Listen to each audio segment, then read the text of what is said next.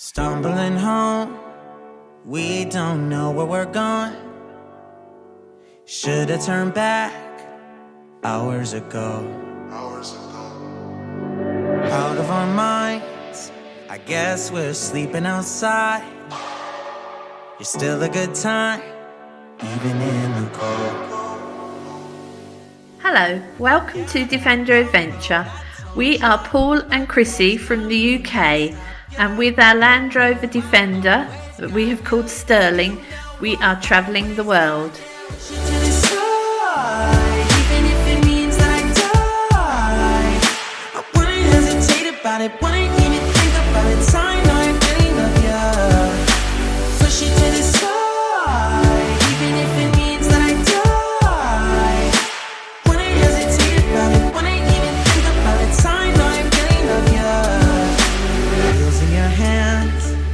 Guess we need a new plan. There's a motel a mile down the road. Despite being on the adventure of a lifetime, we still have mundane tasks to carry out. And while living in El Sargento, most of these tasks involved a trip into La Paz, the capital town of Baja California, Sur. Okay, we have left El Sargento and we're now on our way to La Paz, hopefully to get Sterling's oil changed. We've had quite an ordeal to try and source the oil, but hopefully, fingers crossed, it might be a good day today. We will see. With an oil change well overdue, we had come to Tito's garage in the centre of La Paz, where he would hopefully have received the oil we had ordered from the UK.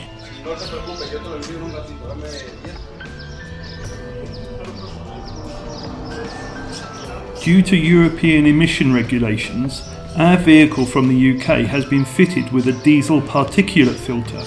This is a filter designed to capture the worst of the exhaust emissions.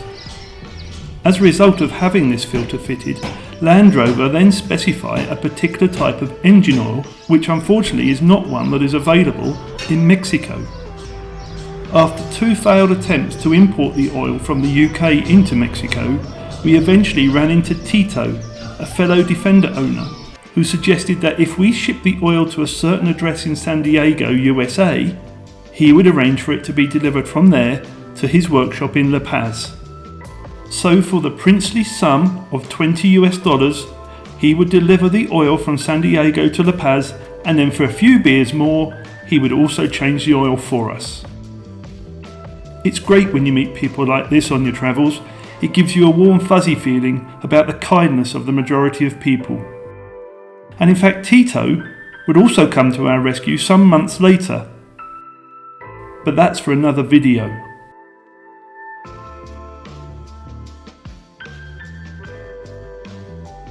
With Sterling feeling much better after his oil change, it was time to go grocery shopping to our favourite Mexican store, Chedraui.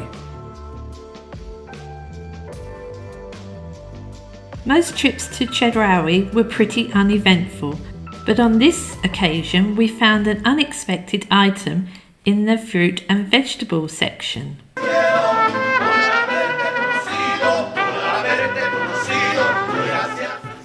As if selecting fresh produce wasn't challenging enough, life became even more tricky when Paul tried to get his hands on some fresh meat in the deli section.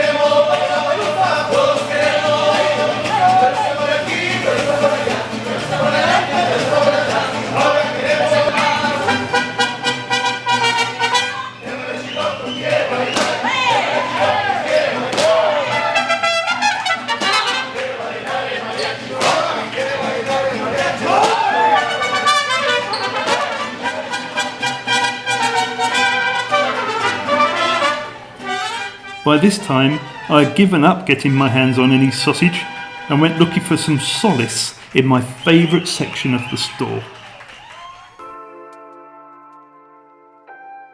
Most items you can see here range from 6 to 10 pesos, which is the equivalent of 22 to 36 pence, with muffins even on a 3 for 2 offer. That's 3 muffins for 60 pence. I am already feeling better about the whole sausage thing.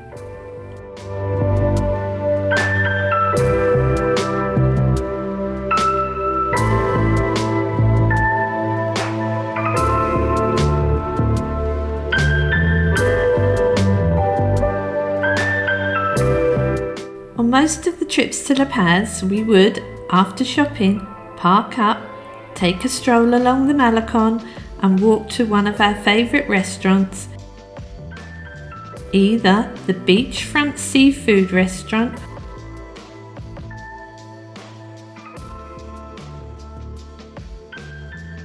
or the rib shack in town.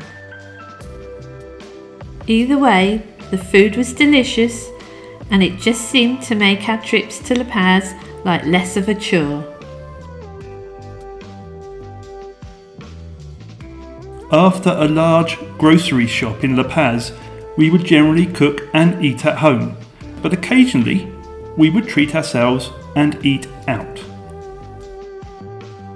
Living in El Sargento for around 4 months meant we got to try a number of places within easy reach. One of our favourite restaurants was Restaurant 1535. 1535 was located in the more recently named Baja de los Sueños, or Bay of Dreams. It had previously been called Baja de los Muertos, or Bay of the Dead. Just a subtle shift in the name. I'm not sure who is responsible for this change, possibly some marketing executive. Whatever its name, it certainly is a beautiful location and you got a stunning view of the bay from the restaurant. We were introduced to this restaurant by Walt and Linda, a sailing couple that we previously met in Punta Chifato. But on this particular day, we came alone. And we were lucky that they could just about squeeze us in.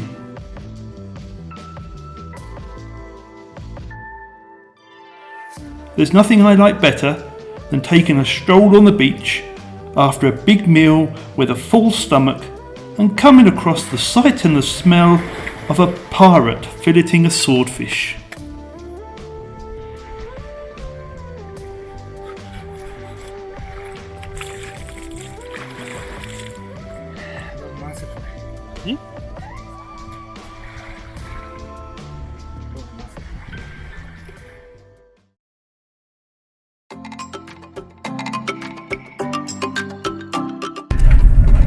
Okay, we're going to go and see if we can find a pizza.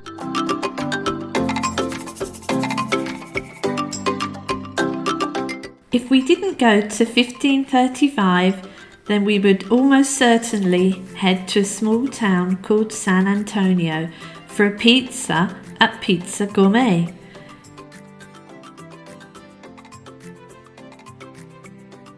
We went there a number of times and became friends with the owners, the chef, Cesar, and his wife, Trini. Again, we were the only customers, and Cesar was happy to let us film him in the kitchen making our pizza. The show off. It's like you've done it before. Just a bit.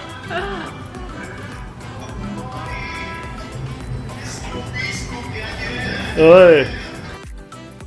Mind you, you have to be a little flamboyant to carry off a hat and a moustache like that. Having learnt that Caesar came from a background of anthropology, we were sure pizza making wasn't the natural next step. So when you decided to go from anthropology to pizza making, did you go to a pizza making school or did you just teach yourself? This is the first.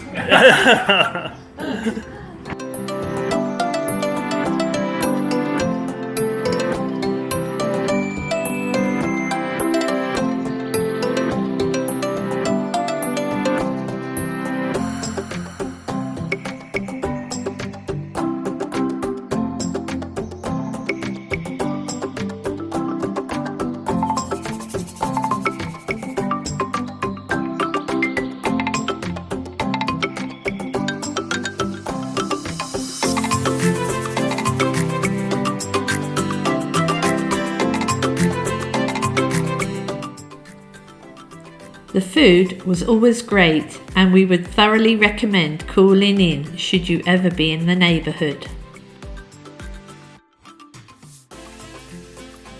We were made aware of a cactus sanctuary near a small town called El Triunfo, where supposedly there was an abundant array of wildlife and you could learn all about cactus. Firstly, we were very fortunate to have a good selection of wildlife visit us in our garden. And secondly, I was lucky enough to take walks with a cactus expert.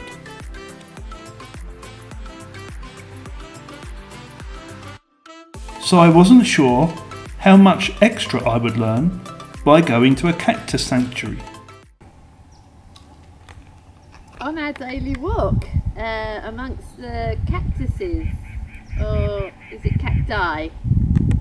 I don't know. It's hot. This is what happens on the outside, and this is what's on the inside, the skeleton.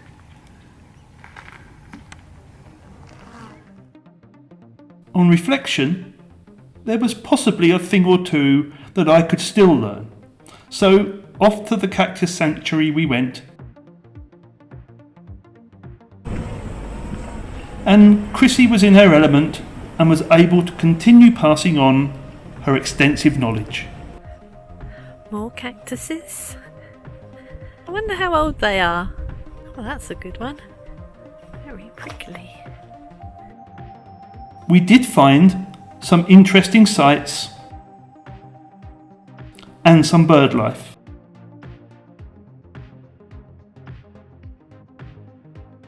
And we even came across a cemetery. And there's a cemetery beside the cactus sanctuary. That's the cactus sanctuary. We'll go into the cemetery.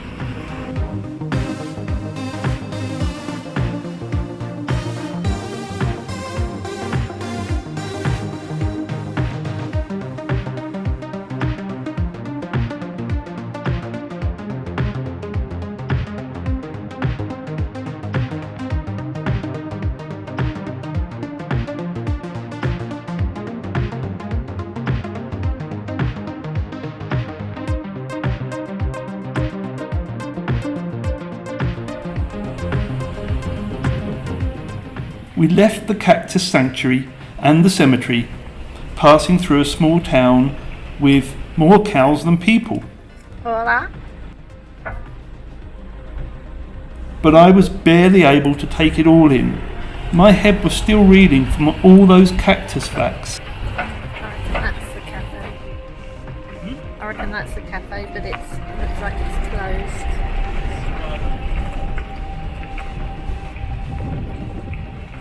Oh, they look skinny.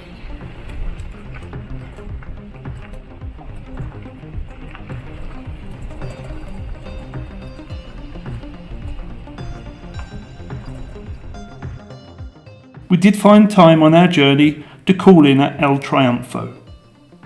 Silver and gold were discovered here in 1862, and miners headed from Mexico and the USA to settle in the town of El Triunfo.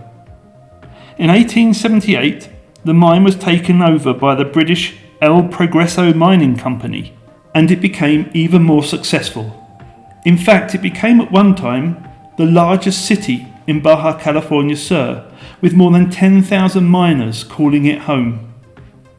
The mine shut down in 1926, and a census in 2010 recorded a population of 327 inhabitants. In recent years, to attract tourism, many of the original buildings have been restored and converted into restaurants, museums and boutique shops. However, unfortunately, due to COVID, these were all closed at the time of our visit.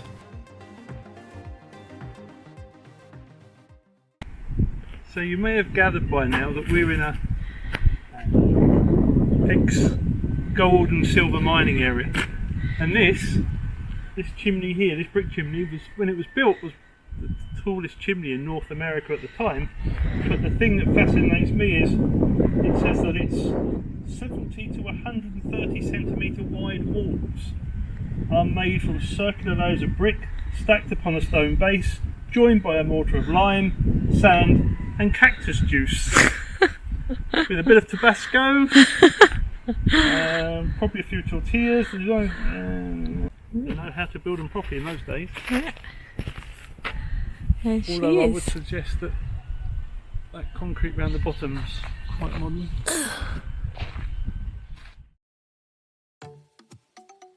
I know the song says don't go chasing waterfalls, but that is exactly what we were going to do. We had learnt that in the Canyon de la Zorra, near a town called Santiago, there was a cool spot to swim next to a waterfall. It was a drive of around 2 hours, and we had decided to camp overnight as close to the canyon as possible. Turning off Highway 1 towards Santiago, we briefly touched the outskirts of town before turning away again to find the road leading to the canyon. The paved road soon gave way to a sandy track which we followed uphill.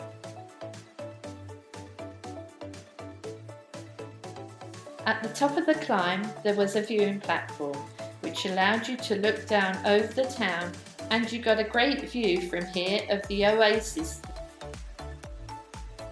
The green and the blue were such a stark contrast to the surrounding desert.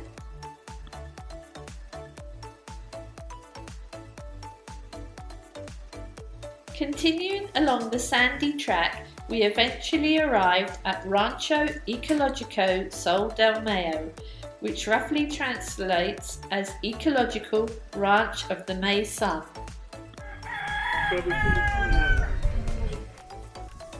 Putting to one side our surprise at seeing turtles that sounded like cockerels, we spoke to a nice lady at reception who said we could camp overnight and that our camping fee would include access to the waterfall.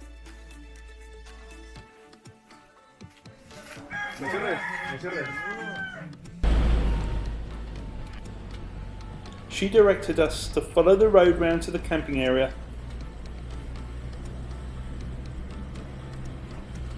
and lifted the chain across the road to allow us access.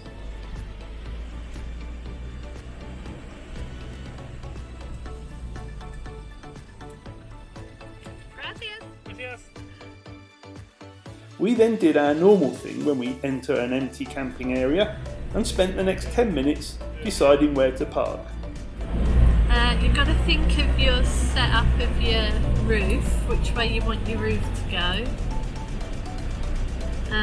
You could sort of park side on, but you want your canopy to be open for shade behind your roof.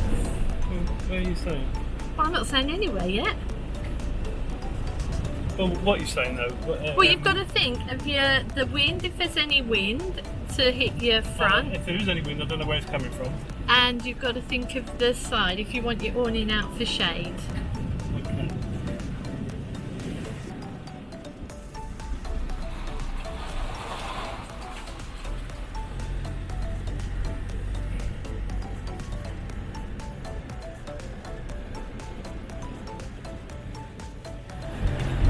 You can sort of back into there, have your back in there.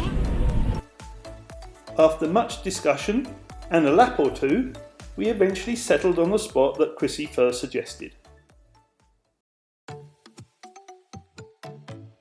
We had decided not to visit the waterfall that day, but to go early the following morning instead, as there would be a good chance we would have the place to ourselves.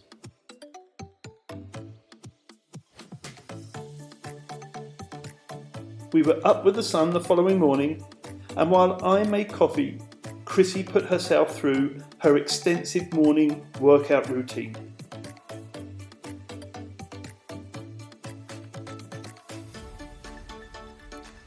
If anybody is interested, Chrissy is considering bringing out a fitness DVD just in time for Christmas. We sat and had our coffee, which gave Chrissy's body a chance to recover from the punishment it had taken moments earlier. With the sun now fully up and feeling fully refreshed, we were ready to make our way along the rocky path to the waterfall. You must be pretty ravenous after your extravagant workout this morning. I am, but I can wait till midday. I have the willpower. It's hard filming and looking where you're placing your feet. Well, from a life-preserving point of view, probably more important you watch where you place your feet. Yeah. But if you do fall, Yeah. make sure you film it. Okay. Ooh. After a short hike, the path split, with the left fork heading down to the bottom of the waterfall. We decided to continue along the path to the higher level pools and the top of the waterfall.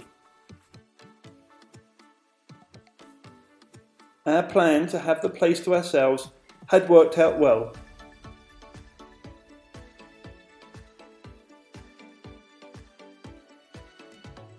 But after a while, we thought it would be a good idea to head to the lower pool before anyone else came along.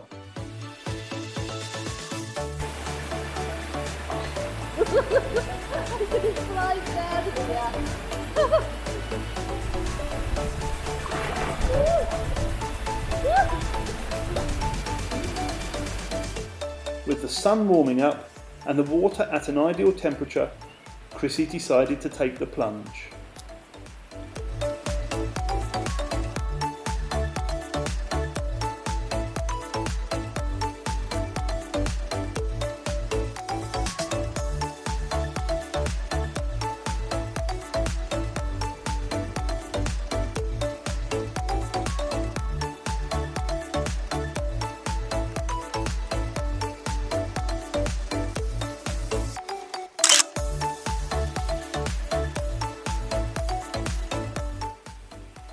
As Paul hadn't pushed his body so hard that morning, he didn't need to cool down as quickly as me.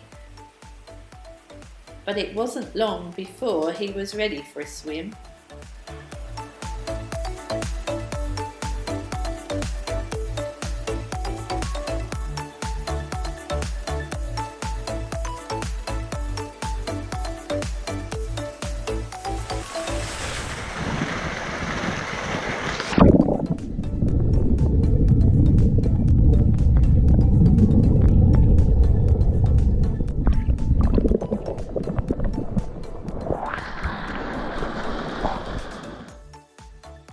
Having finished my swim, I watched Paul from a nearby rock while having a free pedicure.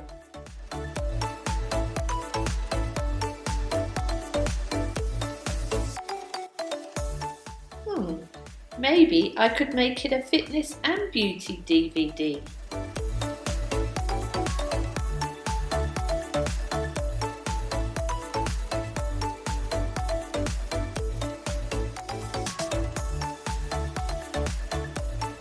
We left Santiago at the end of the day to return home for a well-earned rest. We would head out for a couple more trips, and we will bring these to you in our next video, along with our drive north in an attempt to cross the border back into the US of A. Thanks for watching and see you soon. Doodle pips!